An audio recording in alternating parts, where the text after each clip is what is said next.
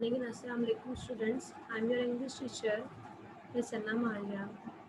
Hope you all are fine by the grace of God. Today is 1st June 2021 and the day is Tuesday. I'm going to share the screen with you.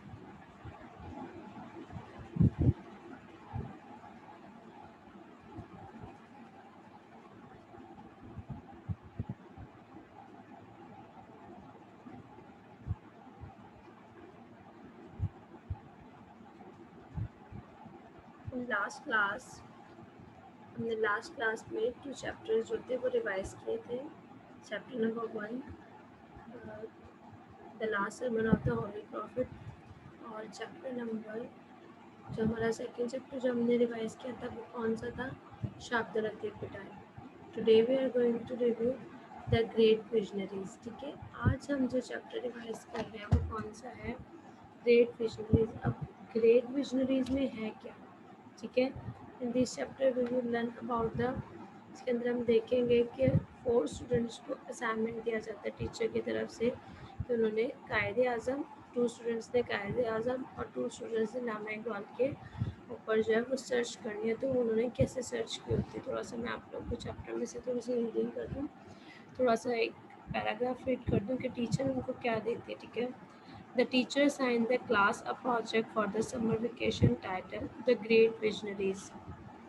The students were asked to work in groups of 4 and find information about Quaid-e-Azam and Allama Iqbal, the great two visionaries leaders of the Pakistan movement. They were asked to develop a booklet, a newspaper edition, or any other from a virtual presentation based on collected information. ठीक है, अब क्या था कि 2 students को 4 students का group बना हुआ था जिसमें 2 स्टूडेंट्स ने लामा इकबाल पे सर्च करनी थी, 2 स्टूडेंट्स ने कायदे आज़म पे सर्च करनी थी. अब वो उन पर डिपेंड करता है, चाहे वो मैगजीन से इंफॉर्मेशन लेते हैं, इंटरनेट से इंफॉर्मेशन लेते हैं, कहीं से भी न्यूज़पेपर से इंफॉर्मेशन लेते, तो ये इन्होंने इंफॉर्मेशन लेनी थी. ठीक है, अब कौन कौन से स्टूडेंट्स थे हमारे पास? हुमा एंड ताहिर, जिन्होंने इंफॉर्मेशन लेनी थी कायदे आज़म से रिलेटेड, और सेकंड अदर जो स्टूडेंट्स थे लुबना एंड फ़हीम, उन्होंने लामा इकबाल से रिलेटेड इंफॉर्मेशन गैदर करनी थी. ठीक है, 2 स्टूडेंट्स ने कायद अज़म पे इंफॉर्मेशन गैदर करनी थी और 2 स्टूडेंट्स ने लामा इकबाल पे. सबसे पहले क्या था? Personality and achievements. ठीक है, आपको थोड़ा ओवरव्यू दूँगी ताकि आप लोग को क्लियर हो जाए. स्टूडेंट्स, मेरी एक बात बहुत अच्छे से याद रखिएगा, अगर आप लोगों ने चैप्टर अच्छे से रीड किए हुए होंगे, चैप्टर्स अच्छे से अंडरस्टैंड किए होंगे, आपका 50% जो पेपर है वो आपका MCQs बेस्ड है. ठीक है, ये तो आप लोग को पता है कि 50% पेपर जो है वो आपका MCQs बेस्ड है. तो आप लोगों को बहुत अच्छे से अपने चैप्टर्स की रीडिंग और थोड़े से चैप्टर्स उनके अपने अच्छे से रीडिंग और जो एक्सरसाइजेस हैं वो बहुत अच्छे से लर्न कर लोगे तो पेपर आप लोगों ने करना मुश्किल नहीं होगा. ठीक है, सबसे पहले क्या है? सबसे पहले हम इसमें देखते हैं कि हुमा और ताहिर की आपस में क्या डिस्कशन होती है, उन्होंने क्या सर्च किया होता है. अब ये आपस में थ्रू मेल जो है एक दूसरे से कम्युनिकेट करते हैं. सबसे पहले जो है वो ताहिर जो है वो हुमा को मेल करता है. ठीक है, फिर उसके बाद उनका सब्जेक्ट क्या होता है? कायदे आज़म. डेट क्या होती है? डेट वो लोग मेंशन करते हैं, टाइम होता है. ठीक है, ये सारा कुछ उन्होंने थ्रू ईमेल किया हुआ था. ठीक है, अगर आप बुक खोलें पेज नंबर 78 पे तो आपको पूरा दिखेगा. जिस तरह मेल करते हैं उस तरह की पूरी विंडो बनी हुई है. पर्सनैलिटी और अचीवमेंट. सबसे पहले क्या है? कायदे आज़म की पर्सनैलिटी और अचीवमेंट से रिलेटेड हमारे पास थिंग्स हैं. Quaid e Azam Mohammad Ali Jinnah was born Qaeda Muhammad Ali Jinnah was one of the most dynamic personality of South Asia. His message of unity, faith, and discipline, and his determination and steadfastness, if made the guiding principles by the nation, can speedily set the nation on the path of progress and prosperity. He was one of the top barristers of Bombay, but his greatest achievement, which is unparalleled in the recent history of the world, is the creation of Pakistan. The world has been many leaders who have obtained independence of their people from undesired rules, but Few have achievements. What the Qaeda-e-Azam did, he created a new country. He led the Muslims of the subcontinents to achieve an independent state called Pakistan, where they could live honorable according to the teaching of their faith and culture. ठीक है, अब क्या उन्होंने क्या किया था, वो सिर्फ एक लीडर ही नहीं थे, ठीक है, वो पूरे उनकी जो पर्सनैलिटी थी वो बहुत एक डायमेनिक पर्सनैलिटी थी, मीन्स उसके अंदर बहुत सारी खूबियाँ थी, ठीक है। उनका क्या मैसेज था, फेथ, यूनिटी और डिसिप्लिन का उनका मैसेज था, ठीक है। और वो एक बैरिस्टर्स भी थे, ठीक है, बैरिस्टर भी थे बॉम्बे में। लेकिन उनकी जो सबसे ग्रेट अचीवमेंट थी, वो ग्रेट अचीवमेंट क्या थी कि उन्होंने पाकिस्तान को गेट किया था। विजनरीज मीन्स कि उनका विजन था, उन्होंने ये प्लान किया था, उन्होंने गेट करना था, तो उन्होंने इसको हासिल भी किया था, इसलिए ग्रेट विजनरीज भी कहा जाता है, ठीक है। उसके बाद हमारे पास क्या है, इंस्पिरेशन ऑफ पाकिस्तान, ठीक है। अब क्या है कि पहले तो हमारे पास क्या था, फर्स्ट में हमने देखा कि ताहिर ने हुमा को मेल किया था। अब देखते हैं कि अब हुमा जो है वो ताहिर को मेल करती है, ठीक है। Tahir, here is some more information about we can add in this session, ठीक है। अब वो ताहिर को जो है वो मोर इन्फॉर्मेशन सेंड करती है। More over Muhammad Ali Jinnah was the only leader in British India who was popular not only among the Muslims but also had a great respect among the people of other faith, including the Hindu, Christian, Sikh and Parsi, ठीक है। अब क्या था कि वो एक great leader थे, ठीक है, great leader in British India, ठीक है। Who was popular not only the Muslims, वो सिर्फ पॉपुलर मुस्लिम्स में नहीं थे बल्कि दूसरे रिलीजन्स के फेथ, दूसरे फेथ वाले पीपल से, फेथ जो दूसरे रिलीजन्स का मान रखते थे, उन उन दूसरे लोगों को भी, दूसरे लोग भी उनको जो थे वो पर्सनल पसंद करते थे और वो उनके लिए एक अच्छी इंस्पिरेशन थे, ठीक है। अब उसके बाद थर्ड हमारे पास मेल है हुमा एंड ताहिर, हुमा और ताहिर की है, ठीक है। वो कायदे आज़म से रिलेटेड उन्होंने जो जो लिखा वो सब वो लोग मर्ज कर देते हैं। How he was very clear about one thing, while Pakistan would be a state where the Muslims would be free to practice the teaching of their faith and prosper economically.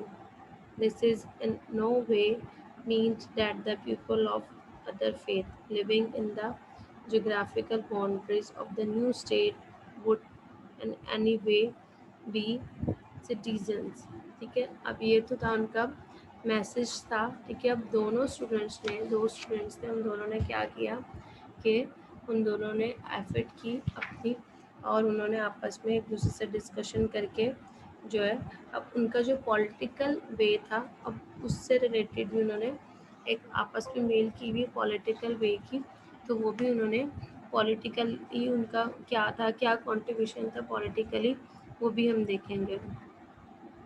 अब क्या है इसमें, क्या है कि जो ताहिर है, ताहिर ने हुमा को मेल किया, सब्जेक्ट क्या है, कायदे आज़म ही क्या है, डेट मेंशन है। अब thank you Huma, I agree with you, now here are some more information about him. More information है कायदे आज़म से रिलेटेड, उनका पॉलिटिकल जो कंट्रीब्यूशन था उससे related. Quaid e Azam was a strong leader of Hindu Muslims unity and an active member of the Indian Nation Congress, ठीक है। अब वो बहुत एक एक्टिव मेंबर थे, पॉलिटिकली भी वो बहुत ज़्यादा एक्टिव थे, लोगों में उनकी, लोगों के साथ उनका मिलना जुलना, ठीक है, पाकिस्तान बनाने में उनकी बहुत ज़्यादा एफर्ट थी, और दूसरे लोगों की भी और कायदे आज़म की भी बहुत ज़्यादा एफर्ट थी, ठीक है। अब इंस्पिरेशन ऑफ पाकिस्तान, अब इंस्पिरेशन क्या थी, ठीक है। अब क्या था, कायदे आज़म ने जो सोचा था, प्लान किया था पाकिस्तान को हासिल करने के लिए, उसमें क्या था कि सब लोगों को इक्वल राइट्स होंगे, equal rights for all citizen, सब शहरियों के लिए, सब लोगों के लिए इक्वल राइट्स होंगे, ठीक है। पाकिस्तान के जितने भी शहरी होंगे, चाहे किसी भी रिलीजन से ताल्लुक़ रखते हुए कुछ भी हो, तो उन सबका इक्वल राइट्स होंगे, ठीक है। On August 11, 1947, the Qaeda-Azam on the election as the first president of the Constitution Assembly of Pakistan declared, you are free to go to your temples, you are free to go to your mosques, or to any other place of worship in this state of Pakistan. ठीक है, अब क्या है, हर कोई जो है वो अपनी रिलीजन के हिसाब से जो भी उनके प्लेस है, मस्जिद है, ठीक है, टेम्पल्स हैं, वहाँ पे जाके जो है वो अपनी मॉस्क में जाके या टेम्पल्स में जाके जो है वो अपनी प्रेज जो है वो अटैम्प्ट कर सकते हैं। ठीक है, सबके लिए जो था वो एक इक्वल राइट्स है। नाउ कम टू द कायदे इलामा इकबाल। अब इलामा इकबाल की पर्सनैलिटी पे आ जाते कि उनकी क्या पर्सनैलिटी थी, क्या अचीवमेंट थे।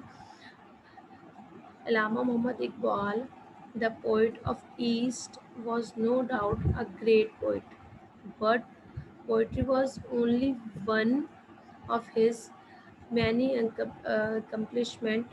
He began his professional career as a professor of Arabic at the Orient College, Lahore. After doing his MA in 1899, in 1905, he went to London to study law and receive a law degree.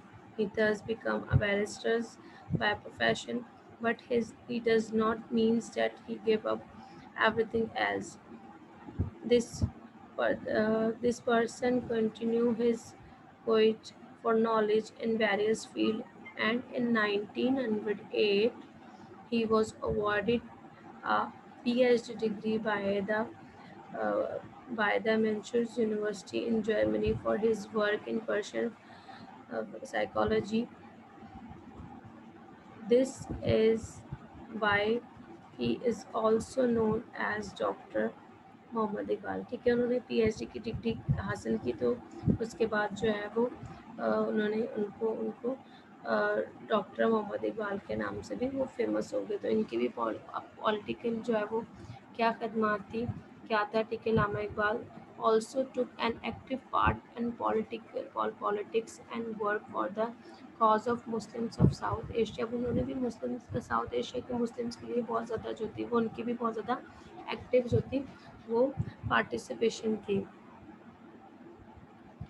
One of the Iqbal's biggest political contribution in his Allahabad address, which he delivered in 1930, when he presented over the Allahabad meeting of the All Indian Muslim League. It was on this historical occasion that he made a definite demand for the separate state in south Asia. ठीक है, अब जो लामा इकबाल की भी बहुत ज़्यादा जो है वो एफर्ट्स थी तो साउथ एशिया के मुस्लिम्स के लिए, तो उन्होंने बहुत ज़्यादा जो थी एफर्ट्स की थी। ठीक है, ये तो थी हमारे पास चैप्टर्स। ठीक है, इसके अंदर और भी बहुत ज़्यादा डिटेल है, मैंने आपको जस्ट ओवरव्यू दिया। अगर आप इसकी रीडिंग करेंगे तो आपको और अच्छे से जो है वो आपकी अच्छी अंडरस्टैंडिंग होगी।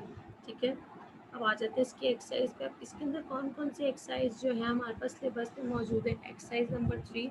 अब एक्सरसाइज नंबर 3 में हमारे पास क्या, एक्सरसाइज नंबर 3 में है read the text, find the following word in underline them. अब हमारे पास ये जो वर्ड्स हैं इनको आपने अंडरलाइन करना है और साथ में आपने इसकी मीनिंग भी निकालनी है और इनके आपको सेंटेंसेस भी बनाने हैं। ठीक है, उसके बाद हमारे पास है एक्सरसाइज 5। अब एक्सरसाइज 5 में हमारे पास क्या, एक्सरसाइज 5 में हमारे पास है true and false, tick the correct column for the statement given in the table. यहाँ पे हमारे पास true and false exercise number 5 में। तो एक्सरसाइज नंबर 5 के बाद क्या है हमारे पास, एक्सरसाइज नंबर 6। अब एक्सरसाइज नंबर 6 में हमारे पास टेबल 1 और टेबल 2 है, कोइट पार्ट 1 और कोइट पार्ट 2, इनको हमने सॉल्व करना है। फिर उसके बाद एक्सरसाइज नंबर 7 में क्या है, एक्सरसाइज नंबर 7 में भी हमारे पास कुछ स्टेटमेंट है, हमने उसको क्लियर करना है। Go back the exercise 6 and find out when and where these words spoken. After this, write 7 complete sentences in your notebook।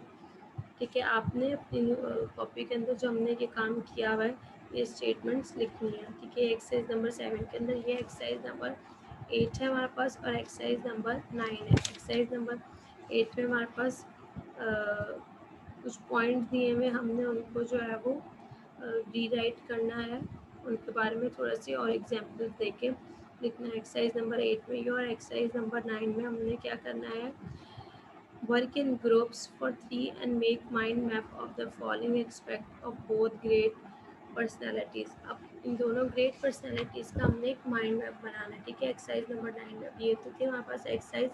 आपका असाइनमेंट क्या है कि आपने एक्सरसाइजेस को गो थ्रू करना है, मेमोराइज करना है, ताकि आपको एग्ज़ाम्स के लिए बिल्कुल आपको ईजी एग्ज़ाम्स के लिए आपको कोई भी प्रॉब्लम फेस ना करनी पड़े, ठीक है। So students, today's class is over. आज की क्लास हमारी यहीं पे ख़त्म होती है। इससे रिलेटेड आपको कोई भी प्रॉब्लम हो या कोई चीज़ समझ नहीं आए तो आप मुझे कॉल या मैसेज कर सकते हैं, ठीक है। Okay students, take care and अल्लाह हाफिज़।